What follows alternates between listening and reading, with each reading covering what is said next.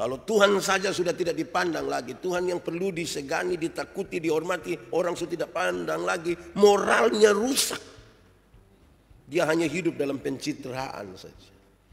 Kelihatan beragama, kelihatan religius, tapi ternyata dia penuh dengan kehancuran. Kondisi sesungguhnya semakin parah.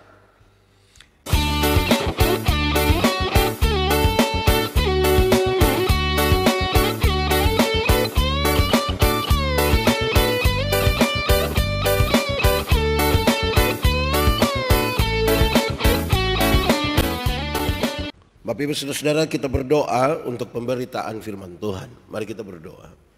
Ya Tuhan Allah, kami mohon kepadamu supaya Engkau menguatkan dan menolong kami hari ini di waktu pemberitaan firman Tuhan. Biarlah hidup kami menjadi tanah yang subur, di mana ketika benih-benih firman-Mu ditaburkan, akan bertumbuh dan berbuah di dalam hidup kami demi kemuliaan Tuhan. Dan untuk menjadi berkat bagi kami dan tempat di mana kami ada. Tuhan, jauhkan semua penggoda pencobaan Tuhan. Biar dalam damai-Mu kami belajar firman Tuhan. Kami rindu pada firman-Mu. Berfirmanlah bagi kami Tuhan, di dalam nama Yesus firman yang hidup itu kami berdoa. Amin. Bapak Ibu Saudara-saudara, di bulan pendidikan Gemit, di hari Minggu ini tema yang ditetapkan oleh Majelis Sinode Gemit adalah pendidikan sebagai ibadah. Pendidikan sebagai ibadah. Pembacaannya terambil dari kitab Yesaya pasal 58 ayat 1 sampai ayat yang ke-14. Yesaya 58 ayat 1 sampai ayat yang ke-14. Kesalehan yang palsu dan yang sejati.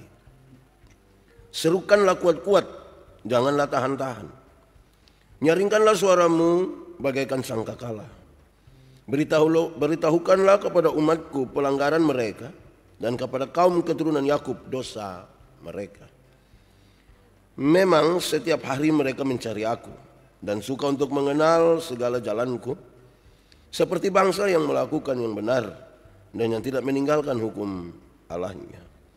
Mereka menanyakan aku tentang hukum-hukum yang benar. Mereka suka mendekat menghadap Allah.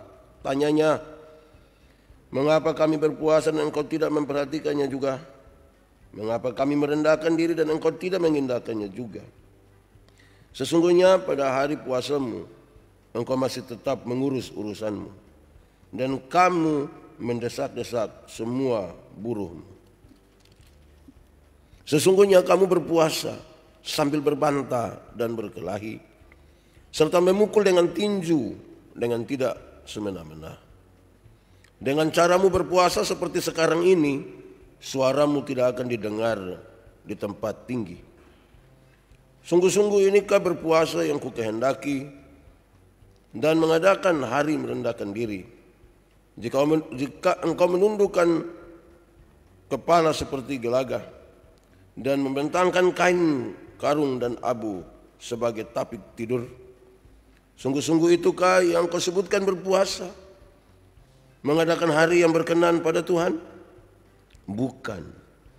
Berpuasa yang kukehendaki ialah supaya engkau membuka belenggu-belenggu kelaliman dan melepaskan tali-tali kuk, supaya engkau memerdekakan orang yang teraniaya dan mematahkan setiap kuk, supaya engkau memecah-mecah rotimu bagi orang yang lapar dan membawa ke rumahmu orang miskin yang tidak punya rumah.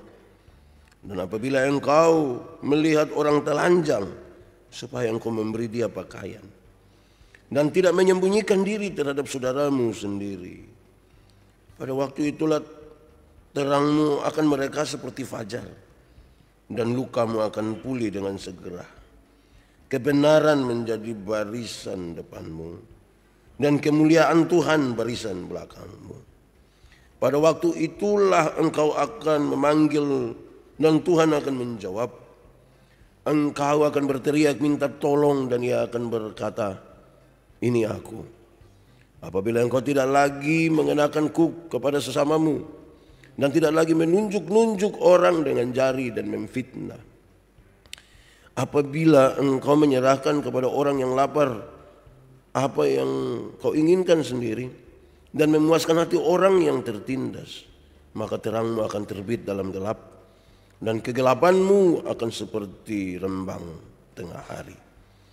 Tuhan akan menuntun engkau senantiasa dan akan memuaskan hatimu di tanah yang kering dan akan membaharui kekuatanmu. Engkau akan seperti taman yang diairi dengan baik dan seperti mata air yang tidak pernah mengecewakan. Engkau akan membangun reruntuhan yang sudah berabad-abad dan akan memperbaiki dasar yang diletakkan oleh banyak keturunan. Engkau akan disebutkan yang memperbaiki tembok yang tembus, yang membetulkan jalan supaya tempat itu dapat dihuni. Menghormati hari Sabat. Apabila engkau tidak menginjak-injak hukum Sabat dan tidak melakukan urusanmu pada hari kudusku, apabila engkau menyebutkan hari Sabat hari kenikmatan dan hari kudus Tuhan hari yang mulia, apabila engkau menghormatinya dengan tidak menjalankan segala acaramu dan dengan tidak mengurus urusanmu atau berkata omong kosong, maka engkau akan bersenang-senang karena Tuhan. Dan aku akan membuat engkau melintasi puncak bukit-bukit di bumi dengan kendaraan kemenangan. Aku akan memberi makan engkau dari milik pusaka Yakub, bapa leluhurmu, sebab mulut Tuhanlah yang mengatakannya. Demikian firman Tuhan. Berbahagia setiap orang yang mendengar firman, memelihara dan melakukan dalam hidup setiap hari. Shalom. Saya juga menyapa yang mengikuti ibadah ini di rumah. Shalom. Saya berharap saudara-saudara bahwa saudara-saudara dipastikan sementara mengikuti ibadah dan tidak sekedar menonton ibadah-ibadah. Saudara-saudara, hari ini kita membaca kitab Yesaya pasal 58.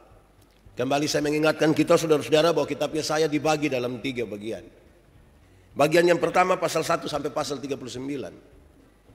Pasal 1 sampai pasal 39 berasal dari zaman ketika Yehuda, kerajaan selatan, diancam oleh Asyur, negara tetangganya yang sangat kuat.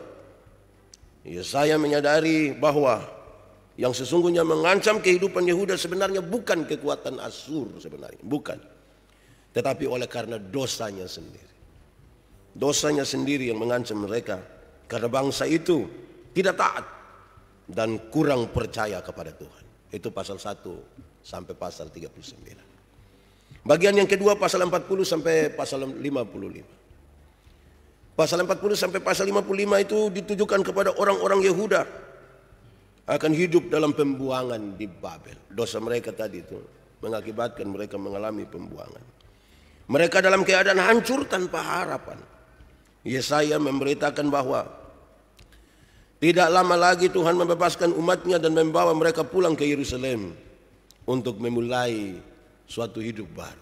Jadi pasal 40 sampai 55 ini bagian di mana mereka sementara ada di tanah Babel, di tempat pembuangan. Bagian yang ketiga pasal 56 sampai pasal 66 termasuk teks yang kita baca di pasal 58 ini. Ini ditujukan kepada bangsa yang sudah kembali ke Yerusalem. Mereka perlu diyakinkan lagi bahwa Tuhan akan memenuhi janji-janji Tuhan. Kalau Tuhan berjanji, Tuhan pasti akan memenuhi janjinya kepada bangsa itu. Perhatian khusus diberikan kepada cara hidup yang benar, penuh dengan keadilan. Juga kepada cara merayakan hari Sabat mereka. Cara mereka mempersembahkan kurban dan cara mereka berdoa. Peringatan dan janji untuk umat Allah yang baru sesudah pembuangan itu. Jadi secara umum kita membaca kitab Yesaya dalam 3 periode ini. Waktu mereka masih ada di Yerusalem, ketika mereka berdosa tidak percaya Tuhan, konsekuensinya mereka mengalami pembuangan ke Babel. Tetapi Tuhan yang setia itu membawa mereka kembali dan mau supaya mereka hidup baru di dalam Tuhan. Nabi Yesaya dengan nyaring mengecam sekali saudara. Dia sangat marah. Di dalam nama Tuhan itu dia nyatakan dosa dari bangsa ini. Bahkan dia menyatakannya dengan baik. Dosa mereka bagaikan bunyi sangkakala yang sangat nyaring. Bunyi sangkakala yang sangat nyaring. Dosa harus dikatakan. Pelanggaran mereka harus dinyatakan. Yang salah itu salah, yang benar itu benar. Yesaya pasal 1 ayat yang keempat. Celakalah bangsa yang berdosa, kaum yang syarat dengan kesalahan, keturunan yang jahat-jahat, anak-anak yang berlaku buruk, mereka yang meninggalkan Tuhan, menista yang Maha Kudus Allah Israel, dan berpaling membelakangi Allah. Ini dosa harus dinyatakan, bahkan harus dinyatakan dengan sangat kuat. Harus. Kenapa? Bukan saja Tuhan memperhitungkan kesalahan, tapi di belakang itu Tuhan menyiapkan sukacita, hidup, kegembiraan. Tapi jangan mau dua-dua. Mau hidup yang baik penuh kegembiraan sukacita di dalam Tuhan, tapi tidak mau meninggalkan dosa dan kesalahan. Tidak boleh. Utusan Tuhan yang tidak menyingkapkan dosa, hamba-hamba Tuhan yang tidak menyingkapkan dosa, orang-orang yang dipanggil oleh Tuhan tapi tidak menyatakan dosa, dia tidak setia. Dia disebut sebagai orang yang tidak setia kepada Tuhan. Ini pun dosa.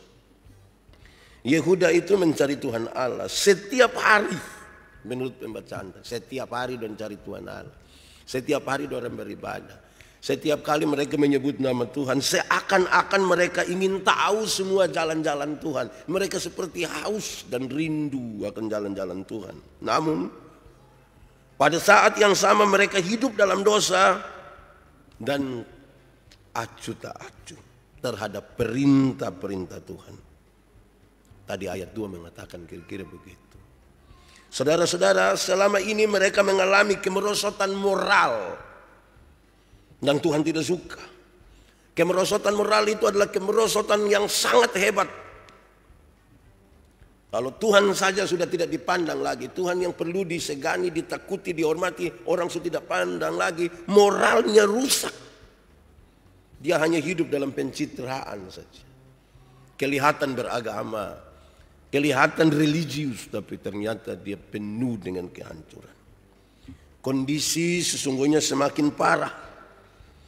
Karena umat Allah, bangsa Yehuda rupanya jatuh pada penghayatan agama yang lebih mengutamakan formalitas sesuai dengan aturan-aturan hukum-hukum agama. Namun secara hakiki mereka tidak dekat dengan Tuhan. Berusaha taat kepada aturan-aturan agama, syariat-syariat. Tetapi secara hakiki mereka tidak dekat dengan Tuhan. Mereka jauh. Umat Allah sedang mengeluh bahwa Tuhan tidak mau menolong mereka. Tetapi Tuhan Allah tahu bahwa ibadah dan puasa mereka sesungguhnya munafik. Mereka berseru, Tuhan, kenapa kami puasa tapi Engkau tidak mengindahkannya? Tuhan, kenapa kami beribadah tapi Tuhan tidak mengindahkan? Tuhan tahu ibadah dan puasa mereka itu munafik. Tuhan tidak suka atas ibadah dan puasa yang munafik itu. Tuhan ingin mengatakan kepada mereka bahwa tindakan keagamaan tidak ada nilainya sama sekali jikalau itu tidak datang dari mereka yang dengan rendah hati, berusaha untuk menaati perintah-perintah Tuhan, dan yang dengan penuh belas kasihan menjangkau orang-orang yang membutuhkan pertolongan. Itu semua hal keagamaan yang dijalankan tidak ada arti kalau tidak dengan rendah hati melakukan apa yang Tuhan mau, dan penuh belas kasihan menjangkau orang-orang yang butuh pertolongan. Ingat saudara-saudara, puasa itu harus merubah kita, bukan merubah Tuhan. Sekali lagi, kalau orang menjalankan puasa itu merubah dirinya, bukan merubah Tuhan. Puasa bukan sekedar menahan lapar. Puasa itu bukan sekedar menahan rasa haus, karena ada banyak orang, ada hari di mana mereka tidak sempat makan, tidak sempat minum. Kan? Ada yang satu hari makan mungkin satu kali, karena tidak ada makanan. Memang ada yang satu hari makan satu kali, diet. Itu beda ya dengan yang puasa yang dimaksud. Beda. Puasa bukan sekedar itu. Puasa yang tidak dilandasi oleh spiritualitas yang benar, itu sia-sia. Saya ulangi. Puasa yang tidak dilandasi oleh spiritualitas yang benar, itu sebuah kesia-siaan belaka. Puasa yang dikehendaki oleh Tuhan adalah merendahkan diri, mewujudkan keadilan kepada sesama, mewujudkan cinta kasih, kepedulian kepada sesama, terutama peduli kepada mereka yang menderita. Bila hal itu dilakukan, maka ada berkat Tuhan yang pasti diterima. Kalau itu dilakukan tadi, puasa yang dikehendaki Tuhan itu, yang merendahkan hati, mementingkan keadilan, peduli kepada mereka yang susah, pasti ada yang diterima. Ada pengharapan di tengah-tengah kesesakan dan pergumulan. Ayat 8 dan 10 mengatakan, kalau saudara melakukan itu, jangan takut berharap. Harapan tetap ada di tengah-tengah kesesakan, di tengah-tengah pergumulan. Ada relasi yang baik dengan Tuhan. Ada. Jangan takut. Relasi dengan Tuhan itu lebih besar perkara dan pergumulan yang kita alami. Ada pertolongan Tuhan. Di ayat 11 dikatakan begitu. Dan ada jaminan keberhasilan. Ada jaminan keberhasilan. Ibadah yang sejati lebih dari kebaktian dan puji-pujian rohani. Karena melibatkan kedalaman spiritualitas dari orang-orang yang percaya Tuhan. Puasa juga berarti memperlakukan sesama manusia ini dengan adil, dengan jujur. Itu puasa yang sesungguhnya. Yesaya pasal 1 ayat 16 sampai 17. Basuhlah, bersihkanlah dirimu, jauhkanlah perbuatan-perbuatanmu yang jahat dari hadapanku. Berhentilah berbuat jahat, belajarlah berbuat baik, usahakanlah keadilan, kendalikanlah orang kejam, belalah anak-anak yatim, perjuangkanlah perkara janda-janda. Itu arti dari ibadah. Arti yang lebih luas dari kita melakukan puasa atau syariat agama. Itu akan membuat saudara-saudara, terangmu sama dengan kemuliaan. Tuhan digambarkan seperti guntur dan halilintar yang memperingati penyertaan Tuhan dari Mesir sampai Kanaan. Mereka akan hidup seperti terang, maka kegelapan itu akan lenyap. Yang jahat itu akan kalah. Tempat-tempat yang penuh dengan kejahatan dan ketidakadilan akan lenyap. Saudara tahu bahwa disinilah titik di mana orang-orang Kristen, orang-orang percaya kepada Tuhan ditempatkan di dunia, bukan saja untuk memperlambat penghancuran dunia oleh kejahatan, tetapi supaya kita merubah yang jahat itu menjadi baik. Untuk itulah kita diutus semuanya. Saudara-saudara, berdasarkan catatan teks yang panjang lebar ini, saya lihat saudara sudah tegang. Saya juga tidak sabar. Mari kita lihat tema kita hari ini. Tema kita hari ini ialah pendidikan sebagai ibadah. Kan kita ada di bulan pendidikan. Pendidikan itu berarti orang belajar. Belajar itu ialah perubahan tingkah laku. Perubahan tingkah laku dari tidak tahu jadi tahu, dari tidak bisa jadi bisa. Belajar itu bertingkat-tingkat. Mulai dari belajar untuk tahu dan melakukan, belajar untuk tahu, bisa melakukan dan hidup bersama dengan orang lain. Dan yang terakhir, belajar ini tinggi nih. Belajar untuk tahu, untuk bisa melakukan, untuk bisa hidup di orang lain, tapi tetap menjadi diri sendiri. Ibadah, kalau hal tadi dalam pendidikan itu kita sebut ibadah. Ibadah itu apa? Berulang kali saya menyatakan pada saudara, kamus menyatakan begini, ibadah ialah perbuatan sebagai tanda bakti. Saudara beribadah kepada siapa? Saya beribadah kepada Tuhan. Oke. Tunjukkanlah tanda baktimu kepada Tuhan. Perbuatan-perbuatan baktimu kepada Tuhan. Itu yang tadi diungkapkan di dalam teks yang panjang itu. Saudara-saudara, pesan-pesan tadi sesungguhnya sudah tersirat, terbaca, malah tertulis di situ. Dia sampaikan dengan sangat ringan sebenarnya. Untuk tidak sulit-sulit dipahami, pertama saudara tidak boleh munafik, tidak boleh. Kalau orang beribadat, orang terdidik, orang pintar, mesti tidak boleh munafik. Munafik itu di muka omong lain, di belakang bikin lain, di muka manis sekali, di belakang pahit sekali. Tidak boleh. Munafik itu sangat berkaitan dengan berpura-pura. Pura-pura, apalagi kalau munafik di hadapan Tuhan berarti dia pura-pura percaya. Pura-pura setia. Tetapi sebenarnya dia tidak percaya. Sebenarnya dia tidak setia. Munafik itu berkaitan dengan selalu mengatakan sesuatu yang tidak sesuai dengan perbuatan-perbuatannya. Kata-katanya lain, perbuatannya lain. Omong lain, bikin lain. Saya suka tambah, pikir lain, omong lain, bikin lain. Hasilnya kelainan. Saudara, kalau ketemu orang kelainan itu kan tidak lurus semua itu. Di sini lain, tindakan lain. Tuhan Allah tidak suka. Orang pintar tidak boleh begitu. Orang terdidik tidak boleh begitu. Apalagi kalau dia sadar bahwa pendidikan itu ibadah. Munafik itu berkaitan dengan bermuka dua. Bermuka dua.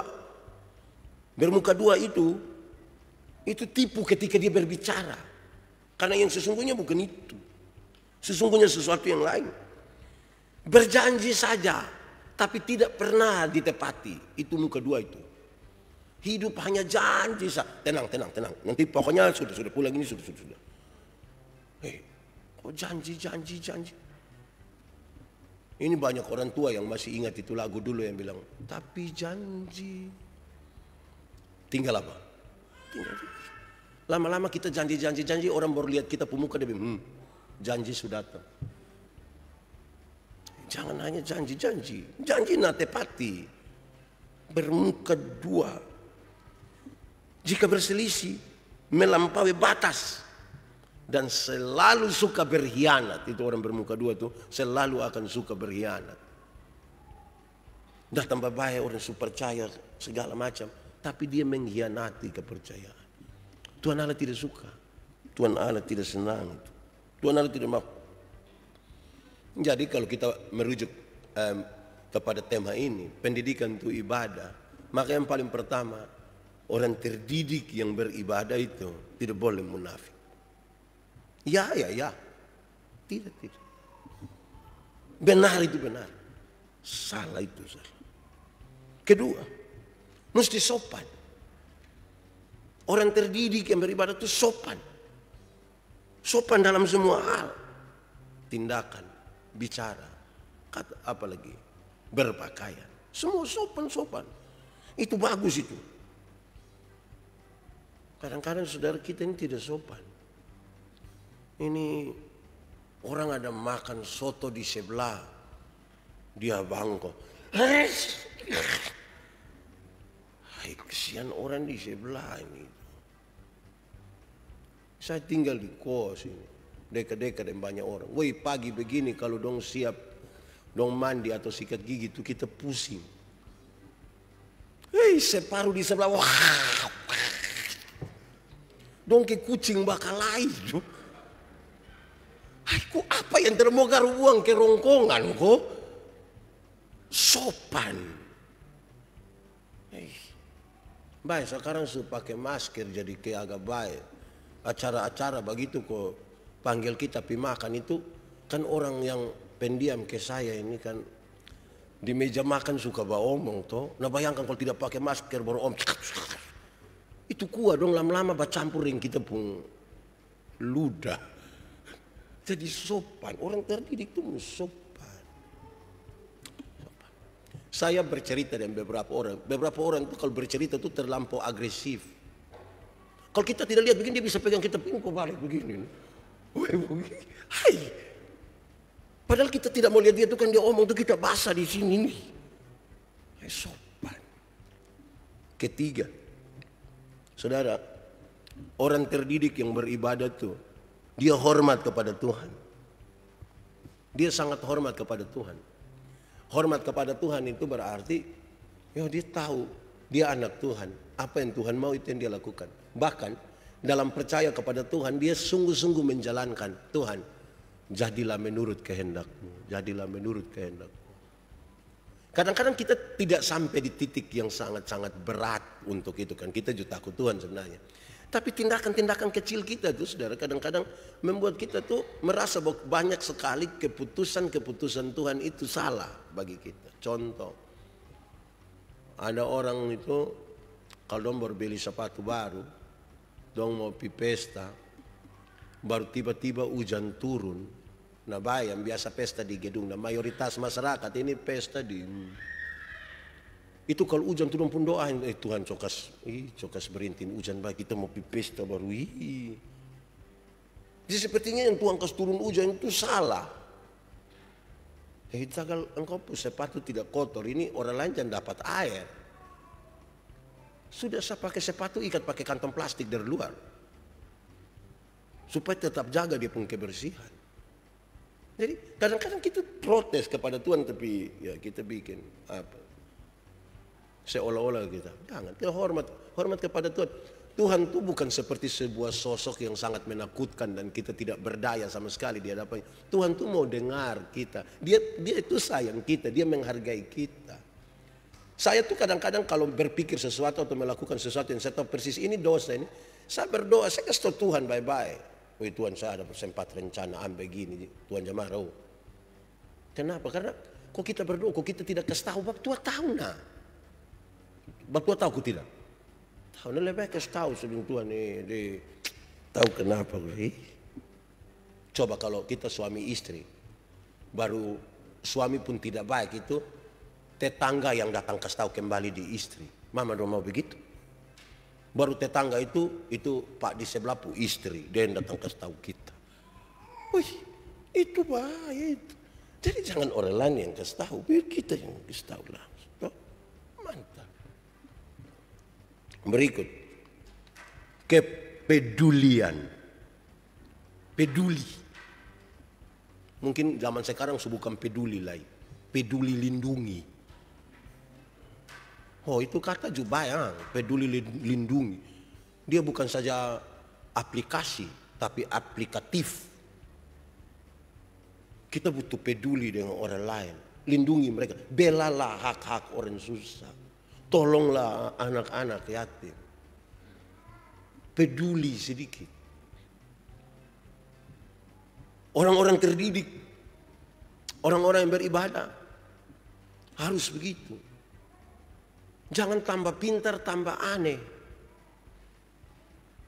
Mestinya kalau sekolah tambah tinggi itu makin rendah hati. Dari dulu orang tua dulu dong, guru-guru dulu dong so ajar. Ingat, pakailah ilmu padi.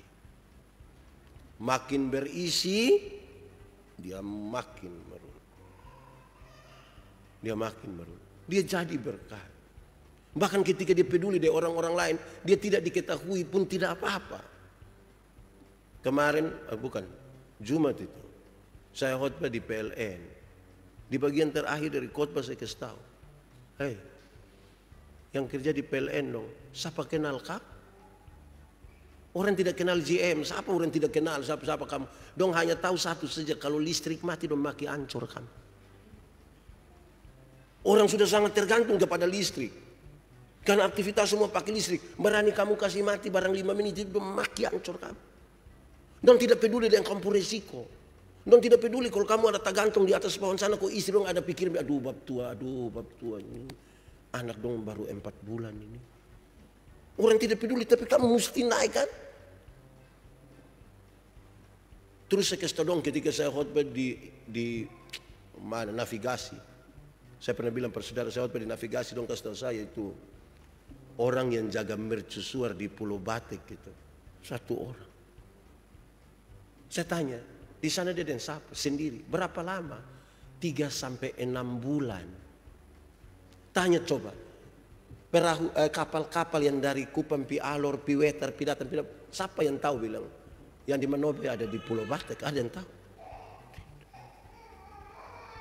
Tidak diketahui, tapi dia jadi berkat. Karena kalau tidak kapal bisa karam di situ. Tidak diketahui sama sekali, dia jadi berkat.